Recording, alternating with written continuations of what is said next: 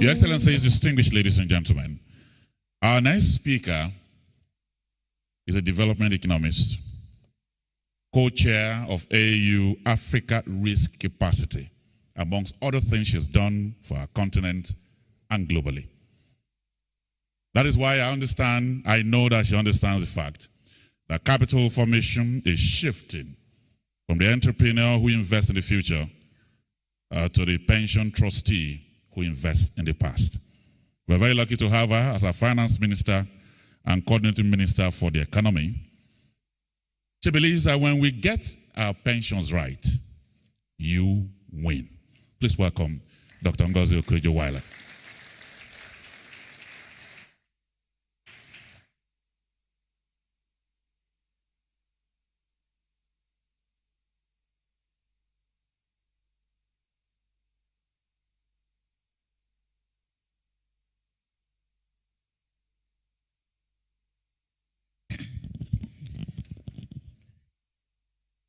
Thank you very much. Your Excellency, Mr. President, Your Excellencies, the Executive Governors and Deputy Governors, distinguished and honorable members of the House, of the National Assemblies, members of the Federal Executive Council, distinguished delegates and participants, ladies and gentlemen, it is with a deep sense of pride that I welcome you all to Abuja, Nigeria, for this inaugural World Pension Summit, Africa Special. I must first thank His Excellency, Mr. President, for taking out the time to be with us here today. I believe his presence here in a very busy schedule signals the importance his government places on the pensions industry and his commitment to ongoing pension reforms in our country today.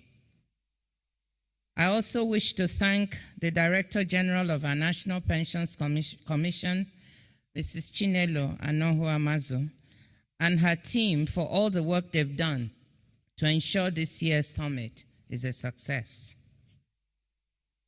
I've been asked to deliver some comments on the role of pension funds in economic development, and the opportunity to deliver these few remarks is particularly meaningful for me because as finance minister in 2004, when the then President Olusegun Obasanjo launched the reform of our pension system and asked Mr. Fola Adeola to chair the reform committee and for us to try and learn from other countries, in this case we learned from Chile and tried to adapt what they had done, I was one of the happiest people because our pension system had become inefficient and was several trillion naira in arrears. The switch to the contributory pension scheme from the old defined benefits or pay-as-you-go scheme was indeed a paradigm shift in our pension system and was a great achievement. Now again, as finance minister, I'm privileged to see that President Goodluck Ebele Jonathan has consolidated the reforms through his the ongoing reforms, through his support for the establishment of the Pensions Transition Arrangement Department, PTAD, that has enabled us to rationalize and clean up the remnants of our old pay-as-you-go system to make them more efficient, effective, and free from fraud. I want to also congratulate the new DG, Dr. Nelly Meshach, for taking on the difficult job of trying to help us do this, and to thank the DG PENCOM for her strong assistance in making this happen. So how can pension funds impact economic development? In simple terms, classical economic theory teaches us that investment in any economy is financed by domestic savings and foreign savings in the form of capital inflows, as these are directly linked to the amount of capital stock available in a country. Capital stock itself is what drives a country's capacity to change, innovate, grow, and develop. However, sustainable economic development in any country requires large long-term investments in infrastructure, agriculture, housing, education, technology, healthcare, and so on. These investments equally require long-term financing, which traditionally banks may provide. But due to some changes in the structure of the financial system, especially in the aftermath of the 2008-2009 global financial crisis, we can't rely solely on banks, finding it difficult to support such long-term financing of projects. Now, institutional investors such as pension funds, insurance companies, and sovereign wealth funds are stepping up their game in providing long-term capital. Peter Drucker, the American educator and writer, once wrote that, quote, capital formation is shifting from the entrepreneur who invests in the future to the pension trustee who invests in the past. With over $70 trillion in assets in 2013, institutional investors like pension funds have the muscles to invest in real productive assets and to drive growth. They even have the muscle now to dictate the nature of the investments, whether socially friendly or environmentally friendly, and to withdraw their investments from countries or from sectors which they feel does not meet their investment objectives. In the OECD region, total pension assets were on average 67% of GDP in 2009. The growth in value of pension funds has been phenomenal in countries like the Netherlands, the UK, and the US, where pension assets amounted to 155, 104, and 74.5% of their 2012 GDP, respectively.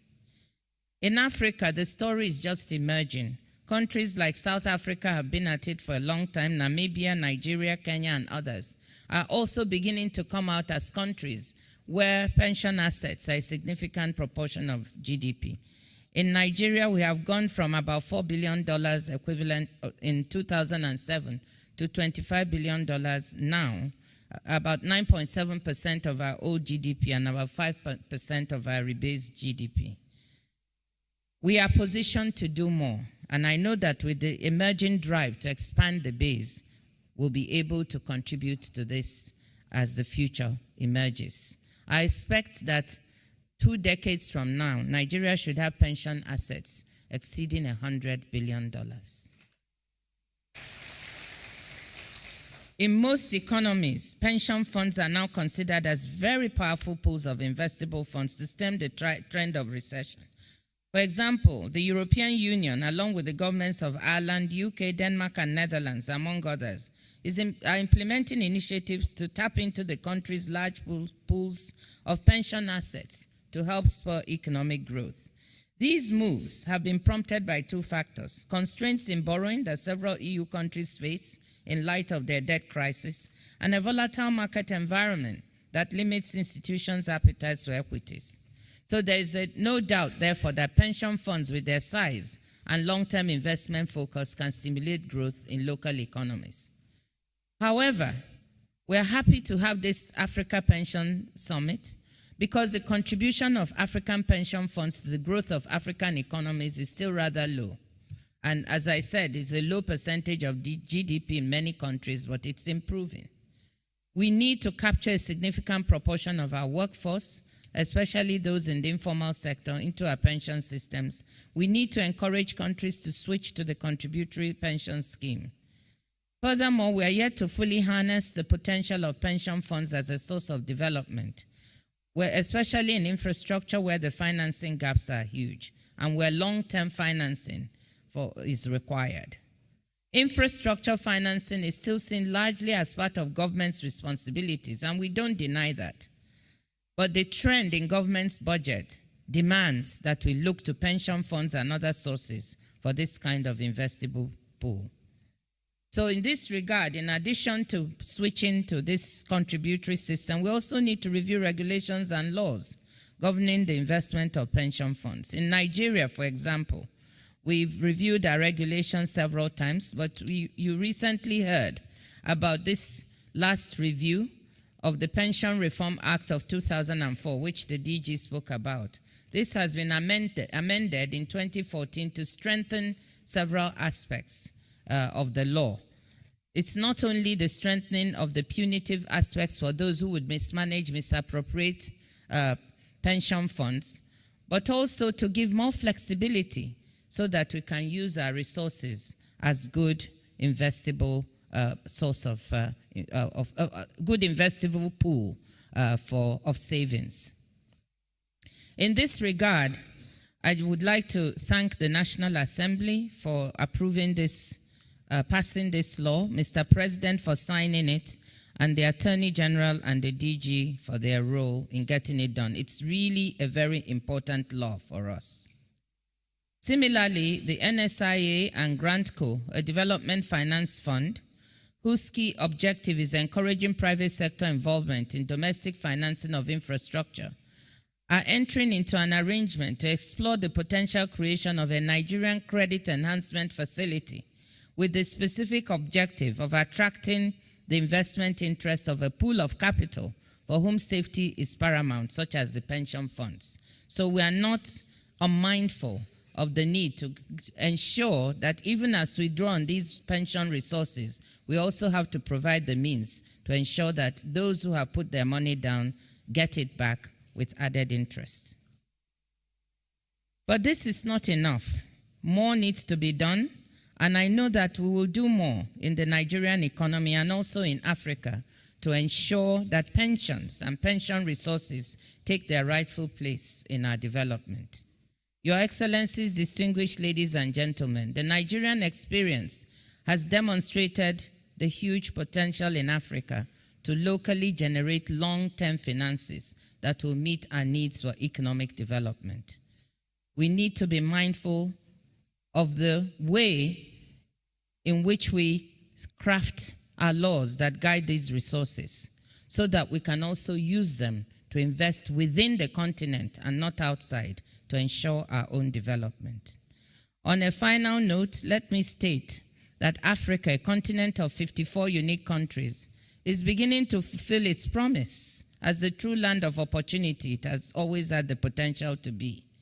As the continent experiences its highest income boom for almost 30 years, with several economies here among the fastest growing in the world, growth in Africa has a great impact on and creates significant opportunities for pensions and pension providers in all African countries.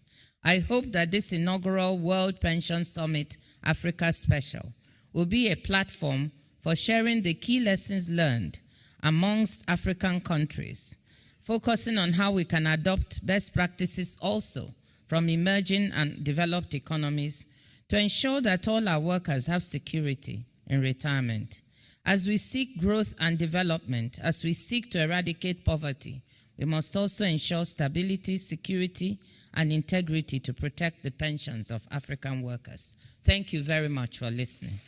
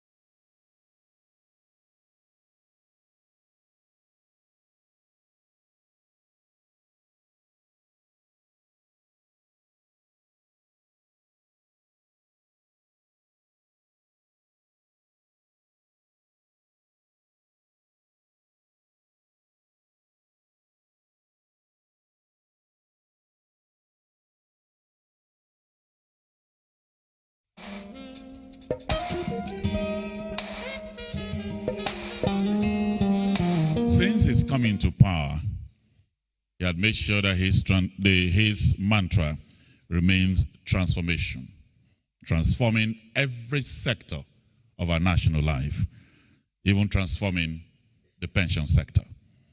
The laws are better, the environment more enabling, the people more welcoming. Today we have him here with us to give power, presidential power, to what we're doing here today. It's therefore my honor and pleasure to welcome the President of the Federal Republic of Nigeria to officially declare this session open.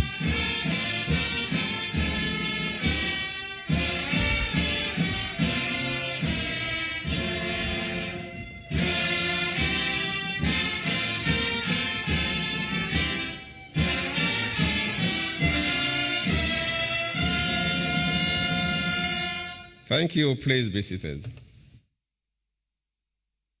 The Excellencies, the governors and deputy governors, representing their governors, are here with us. Let me especially thank you, especially those states that have keyed into the pension scheme, and of course, some of you will be appreciated this evening an award. No matter what the federal government is doing, if it does not cascade down to the states, our people will never have the required benefits. I appreciate your commitment. Members of the National Assembly here with us, especially the chairs of the pension committees, members of the Federal Executive Council, the founders and chairmen of the World Pension Summit, thank you for being here to drive this process. Our distinguished participants, ladies and gentlemen, let me warmly welcome you all to this historic first edition of the World Pension Summit, Africa Special. I'm particularly pleased to address this distinguished gathering on an issue of overriding importance to people and families, governments, and nations. Pension is globally recognized, occupies a strategic place in national socio-economic development. It's not only a vital component of social security, also a veritable vehicle for nation building. Indeed, investment in pension has profound impact on the well-being of pensioners, society, and the economy at large. As such, it is imperative that stakeholders in this life-shaping industry engage constantly in dialogue to bolster management frameworks and practices in their respective jurisdictions. It's therefore heartwarming that this summit brings together highly accomplished pension practitioners and experts from Africa and around the world, especially the co-founders, in discussions of various aspects of this subject with emphasis on African perspectives and realities. There is no doubt that the experiences of other countries in pension issues will offer valuable lessons that will assist participants in the review and adjustment of their systems and practices in line with global standards. Indeed, there will be broad lessons that could be drawn from specific history, priorities, and dynamics of various pension jurisdictions. For us here in Nigeria, this meeting is taking place at a time of pronounced transformation in all facets of our national life. In the pension sector, we have also made considerable progress in defining and implementing reforms and instituting governance structures based on best global practices. In 2004, the Pension Reform Act was enacted by the Olusegun Obasanjo's administration to address the recurrent challenges experienced in the administration of pension and to enhance efficiency in the system. Of course, the then finance minister and the DG have already explained that. This reform initiative established a contributory pension scheme for the public and private sectors. In 10 years of sustained policy innovation and meticulous management, these have facilitated confidence and credibility in our pension system and administration.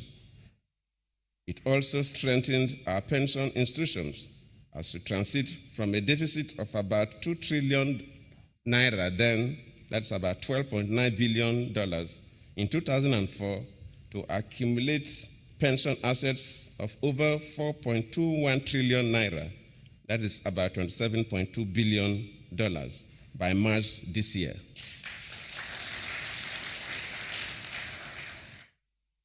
So you can see that within 10 years, if we could move from a deficit of about 2 trillion naira to a positive of 4.21 trillion, that's about $27.2 billion. That means that we agree with the CMA that in another 2 decades, we should get up to $100 billion. Furthermore, as provided by the Act, we have restructured the system of administration of the defined benefit scheme in the public service by setting up the Pension Transitional Arrangement Department, that CME spoke about and appointing its substantive head, the DG, in order to improve the scheme. Our goal is to digitize pension payments and streamline payment procedures to ensure prompt and ease of payment of pension benefits. 6 days ago, I signed into law the new Pension Reform Act 2014. Let me thank the members of the National Assembly for making it possible, which repealed the 2004 Pension Reform Act. The new law seeks to consolidate the gains of reform, address the identified implementation challenges, and provide the enabling legal environment to facilitate the creation of quality instruments through which pension assets could be best invested for infrastructure and real estate development. I'm confident that these fresh initiatives will assist us to consolidate the remarkable achievements recorded by the National Pension Commission, PENCOM, in the implementation of the contributory pension scheme over the last 10 years for the benefit of contributors and the entire economy.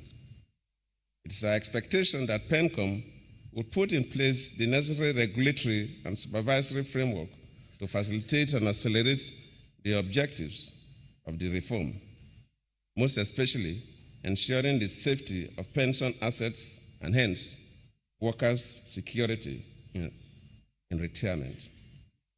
I believe that other African countries share similar experiences and reform zeal as Nigeria, and it is encouraging that a number of African countries have visited us to understudy our pension reform, share ideas which we believe will help the continent at large.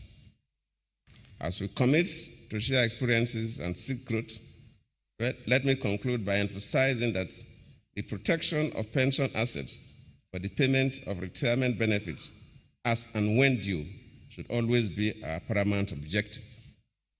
I'm confident that participants will seize the ample opportunity offered by this inaugural World Pension Summit, Africa Special, to reflect and share experiences on how best to fine-tune African pension system to globally acceptable standards while retaining tailored and unique adaptations.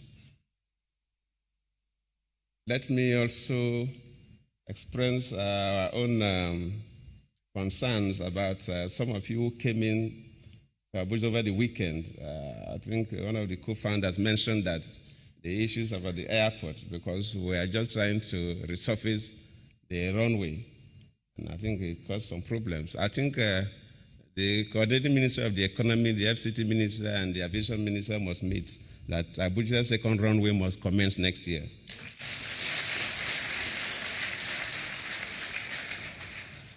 On this note, it is my honor to declare open the inaugural edition of the World Pension Summit, Africa Special. I wish you very fruitful deliberations. Thank you all.